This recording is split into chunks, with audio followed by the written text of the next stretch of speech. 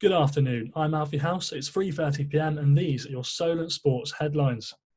Southampton ended their four-game losing streak last night with a 2-0 away victory against Wolves in the FA Cup fifth round. Danny Ings and Stuart Armstrong scored the goals to send the Saints to the quarter-finals, where they will face Bournemouth. Ghanaian defender Mohamed Salisu made his first appearance since joining in the summer, helping the team to keep a clean sheet, and said he was very happy following the match. It's a perfect night. I'm really happy to be back with the team, and the team really did well, and we really work hard, and, I'm very happy. In regional football news, and National League clubs are voting about their season's future. Clubs are being faced with 4 resolutions to either end their season or continue it. Our reporter Henry Deacon has more. Clubs at Step 1 and Step 2 of the non-league pyramid are voting on whether to continue or end their season. After the latest set of funding was going to be given in loans instead of grants, clubs who are already on the financial brink are worried about their long-term future. Non-league football has reached its tipping point. No funding, loans being encouraged, the National League season is hanging on a knife edge. With votes involving all 3 leagues still ongoing, the future is uncertain, to say the least. Although the National League looks likely to continue with their campaign, clubs in the north and south may see their season ended in the coming days. Haventon Waterlooville were the bookmakers' favourites to win the South Division, and despite wanting to carry on, manager Paul Doswell is resigned to his fate. There's plenty of teams from the north and, probably not enough from the south to make up the majority. So it looks like it's going to be, the resolution will pass to null and void the season. Despite the uncertainty at Step 2, the National League should vote to play on to a conclusion. Eastleigh Chief Executive Kenny Amor worries about the long-term impact of the written resolutions on the club and their aspirations to join the EFL.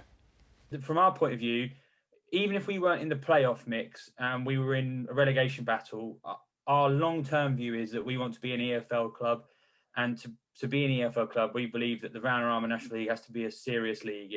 We want to take the moniker of elite sport. We want to be considered elite sport in every way. And yet there's talk of null and void in the league. Well, I think that does irreversible damage with the EFL and our ability to one day try and get a third place for promotion. For the future of our league, I think it's absolutely necessary that we end up continuing this season. The politics of football has truly come to fruition in the last few weeks. The one thing all clubs will be thankful of will be that the process will come to a head very soon. So the next few days for clubs like Haverton Waterlooville could be absolutely vital. They will definitely play their game against Ebbsfleet United tomorrow, but from Monday onwards, their future is unknown. We're expecting a result from the resolution paper to come early next week, and it looks likely that the National League will continue, but for Step 2, the North and South Divisions, play will stop, an uncompleted season for the second consecutive year. And more on the National League story as clubs all across the country face the same difficult implications. Liam Rice has been investigating with Havant too, and former Football League side, Hereford FC. For many non-league clubs, this is the situation at 3 p.m. on Saturday. Nothing. And this could be the same path very soon for the National League. Whilst most leagues have postponed the season, the Step 5 and 6 of English football has carried on with games played behind closed doors. This, however, may soon come to an end after the government announced that it would be providing support through loans, not grants. Haverton Waterlooville director Trevor Brock said although the situation isn't ideal, the club is happy to carry on. We're pretty desperate to carry on. And from our point of view, it wasn't just about the grants, it was about safety as well. But we seem to have had most of our questions answered now. And our vote has been to carry on and take a structured loan over, a 10-year period that we think we can probably manage. However, not every club is in the same situation. Hereford, who play in the National League North, are currently fan-owned, and their only source of income is fans coming through the turnstiles. Trust director Richard Tompkins said he doesn't know how the government expects clubs to pay back loans. Firstly, we're lobbying strongly for grants, because taking a loan when you don't really have the means to repay the loan, because you don't know what your income is going to be for at least 6 months. All 66 clubs in the National League have until the end of the month to vote on whether to continue or not. Brock said as elite clubs, it is their duty to carry on playing the season. I think it's got a lot to do with the elite part. You know, I think if you've been designated as elite, you should be doing your best to continue, because what they're saying is you're a key part of the football structure at the top. With much of non-league already falling victim to COVID-19 this season, the National League could be closely following suit. Manchester United striker Marcus Rashford has been forced to defend himself online after racism was targeted at him and some of the sport's biggest names. In a season that has seen kneeling for Black Lives Matter at all Premier League games, instances of racial abuse on social media have shot up. Our reporter Matt Ryan investigates why. Axel Tuanzebe, Marcus Rashford, Lauren James, Romain Sawyers, Ian Wright. Those are just some of the names of footballers racially abused online in the last 2 weeks. All sports stars will encounter some form of abuse in their careers, but the numbers and severity of the comments have increased in recent times. The FA published an open letter on Wednesday to social media platforms encouraging the companies to hit back on abuse, with the backing of Premier League executives, and just yesterday spoke of their keenness to work with the NBA and NFL to help attack the problem together. Someone keen to see change on social media is former striker Chris Beardsley. Everyone thinks they're a journalist on social media, and it's not regulated to any level whatsoever, really. Chris's playing career lasted for over a decade, from the depths of the NPL Premier League right up to League One. He was no stranger to abuse and harsh words from the terraces, but nowadays Chris, like many, think that regulation is needed online to help protect players from abuse. I think social... That voice is Ollie Bayliss. Ollie is a journalist and the presenter of BBC's The Non-League Show.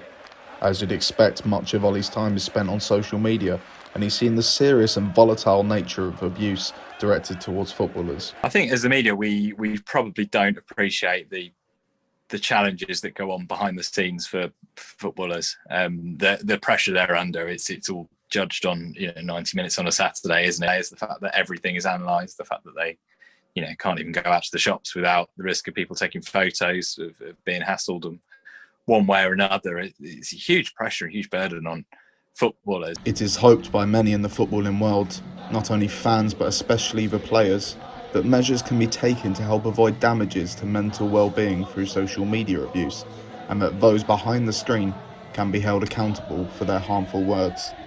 And England cricket have begun their preparations for the second Test match against India, but they'll be without 4 of the stars from their miraculous victory last week.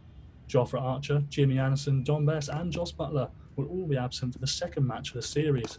Capacities within the stadium are being increased to 50% though, with the hope of maintaining that attendance for all 3 remaining tests.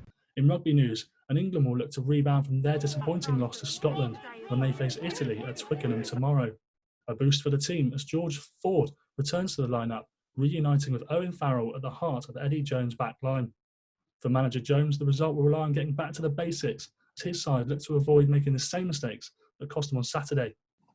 Well, we want to play English rugby, mate. Good English rugby where we're as close to our best as we can be. That involves having good set piece, good defence, and then being able to take those opportunities that come in attack and turn those opportunities into points. And Great Britain's Charlotte Banks has won her first World Championship title with snowboard cross gold in Sweden. Banks beat Italy's Olympic champion Michela Maiuli and Eva Samkova of the Czech Republic to the title by just 0.08 seconds, a photo finish. 2-time Winter Olympian Banks' previous World Championship best was silver in Deer Valley, Utah, 2019. It's pretty amazing. I think I've had a great few days here. I've been really having fun on the course. We've had fast balls, a great team around, and yeah, it's just amazing to be able to put all the runs together. I think that final was tight racing, but I'm happy to have managed to stay on my feet and nail it to the line. The head of the Tokyo Olympics Organising Committee, Yoshori Mori, has now resigned after he made sexist and inappropriate comments about women.